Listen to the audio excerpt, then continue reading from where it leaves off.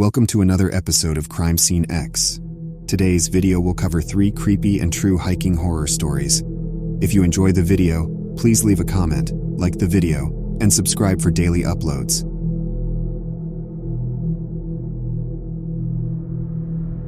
I had longed for the wild openness of Falcon's Ridge for years.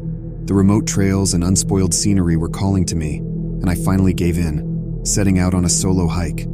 I wanted a break from the complexities of life, to be alone with my thoughts, to challenge myself. The first few days were incredible. Nature in all its raw beauty surrounded me. I traversed dense woodlands, rocky cliffs, and picturesque valleys. Everything was as I had imagined, a pure connection with the environment. But around the 4th day, I began to feel a gnawing sense of unease. The sensation that someone was watching me crept into my mind. I laughed it off at first, a city dweller's paranoia in the wilderness. But then I started seeing signs, footprints that weren't mine near my campsite, a distant rustling in the trees when the air was still, the crack of a branch in the dead of night. The sensation grew stronger each day, morphing from an uneasy feeling into a tangible fear. I was being followed. My hike transformed into a nerve-wracking game of evasion. I would take unexpected turns, cross difficult streams, and alter my daily schedule. Yet, the signs persisted, more deliberate and more unsettling. Days turned into a waking nightmare. I found evidence of someone's presence near my camp, personal belongings disturbed, a strange mark on a nearby tree. Whoever it was, they were getting closer. I felt trapped and hunted. I considered abandoning my journey and heading back, but wasn't sure if I could lose my pursuer.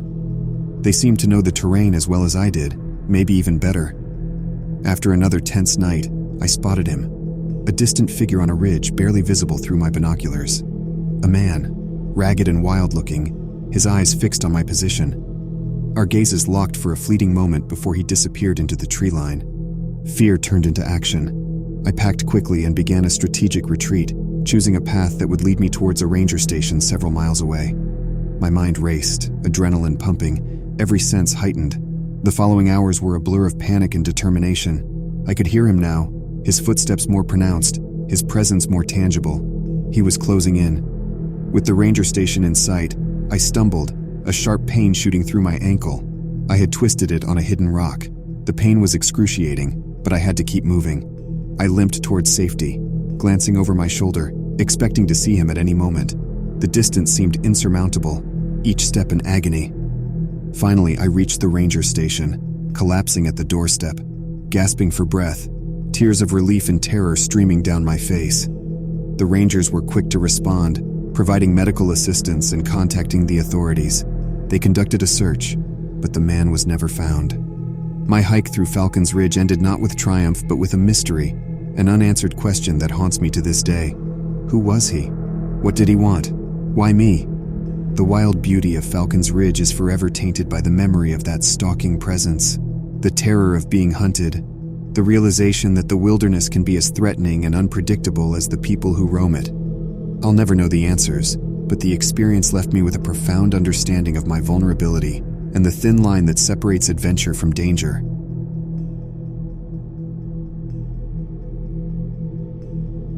The decision to hike through Grey Timber National Park was a personal one, driven by the need to find solitude after the turmoil of a difficult divorce.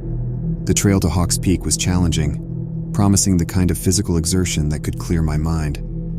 Day 1. The hike began in high spirits. The sun shone brightly, and the trail was alive with the sound of birds and the rustle of wind through leaves. I felt a sense of peace as I walked, enjoying the beauty of nature.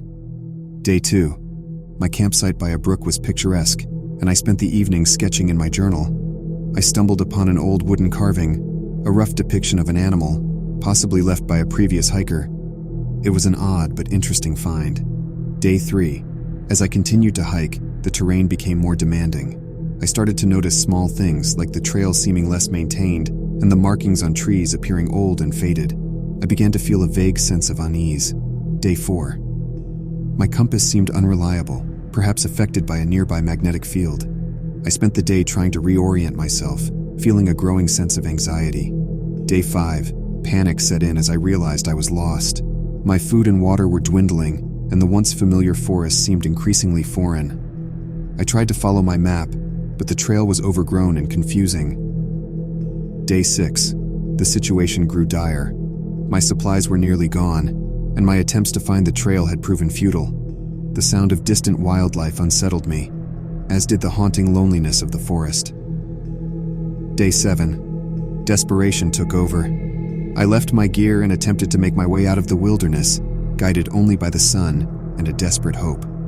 The forest was unrelenting, its beauty now twisted into a seemingly malicious maze.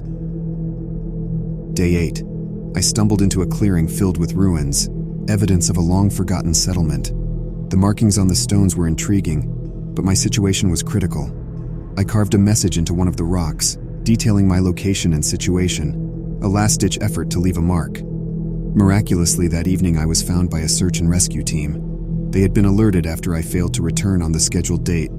Exhausted, starving, and dehydrated, I was airlifted to safety. The hike to Hawks Peak became a lesson in humility and the power of nature. It taught me the importance of preparation and the respect that the wilderness demands. The wooden carving, the twisted trail, and the ancient ruins are now etched into my memory.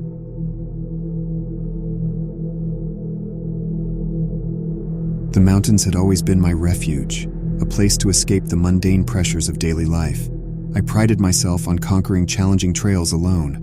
But this hike, along the remote Serpent's Tail Ridge, was different. The morning had started out fair enough. The weather forecast had promised clear skies, and my backpack was filled with enough provisions for a 3-day trek. I had heard rumors about the strange incidents on the trail, but I'd chalked them up to wild stories from overexcited hikers. The first day went as planned, with breathtaking views and the satisfying ache of muscles pushed to their limits. That night, I settled into my tent, the only sound the soft whisper of the wind. The next morning I woke to a thick fog that had rolled in overnight, an unexpected and unwelcome guest. I checked my compass and map, reassuring myself that I knew the way. As the day wore on, the fog thickened, and the familiar landmarks vanished. Panic started to bubble in my chest. I tried to shake it off, reminding myself that I was experienced, that I knew what I was doing, but the fear remained, clawing at the edges of my thoughts. By evening, I realized I was lost. The trail had disappeared, swallowed by the fog and dense undergrowth. I set up camp, but sleep was elusive. Every sound seemed amplified, and I jumped at the rustling of leaves, the creaking of trees. On the third day, I was desperate. The fog refused to lift, and the provisions were dwindling. And then something else began to gnaw at me. A sensation that I was being watched. I would catch movement out of the corner of my eye, but when I turned, there was nothing there. The fear turned into paranoia. I stumbled through the wilderness, frantically looking over my shoulder, seeing shadows in the fog. Was it an animal? Another hiker? Or was my mind playing tricks on me? The fourth day brought no respite. Food and water were running low, and the sensation of being watched grew more persistent. I began to hear whispers, distant and unintelligible. My mind raced, logic giving way to terror. Finally, I stumbled upon a clearing and found the remnants of a campsite. The tent was tattered, the fire pit cold and abandoned. I found a journal, waterlogged and barely legible. The realization hit me like a physical blow. I wasn't the first. I don't know how I made it out of those mountains.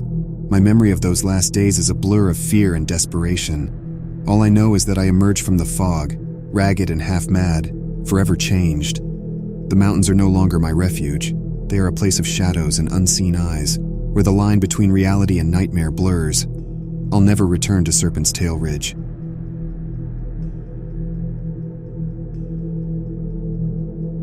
I'd always been drawn to the remote, wild places.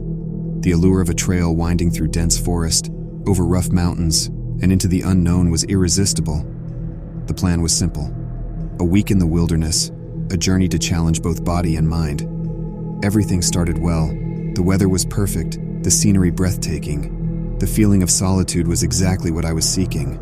But on the third day, I stumbled upon something unsettling. A backpack, weathered and abandoned, lying near a creek. My first thought was that another hiker had lost it, but something felt off. A chill ran down my spine as I inspected it. Inside, I found personal belongings, a journal with frantic scribbles, and a half-eaten meal. It was as if someone had left in a hurry or had been taken. I decided to move on, pushing the discovery to the back of my mind, but an uneasy feeling settled over me. As the days wore on, I became aware of strange noises, faint at first, then gradually growing more distinct. Footsteps, whispering, laughter, always distant, always just out of sight. I told myself it was just the wind, animals, or my imagination running wild. But the sounds persisted, growing more ominous, more deliberate.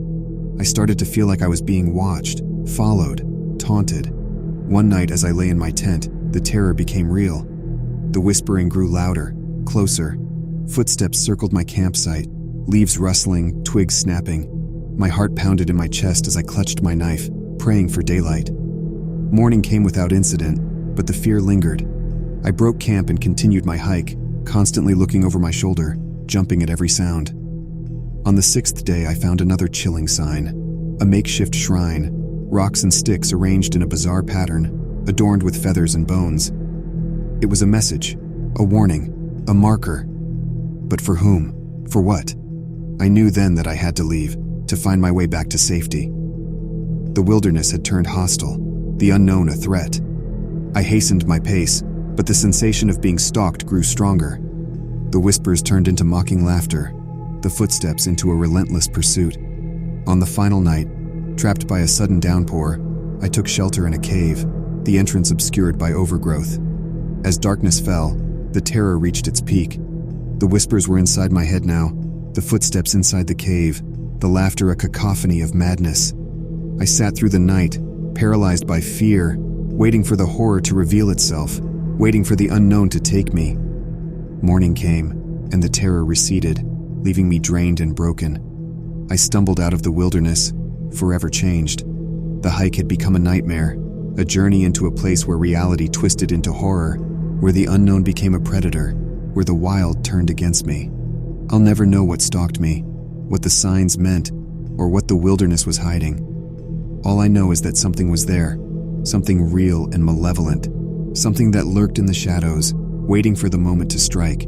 The remote trails still call to me, but the allure is gone. Thanks for watching.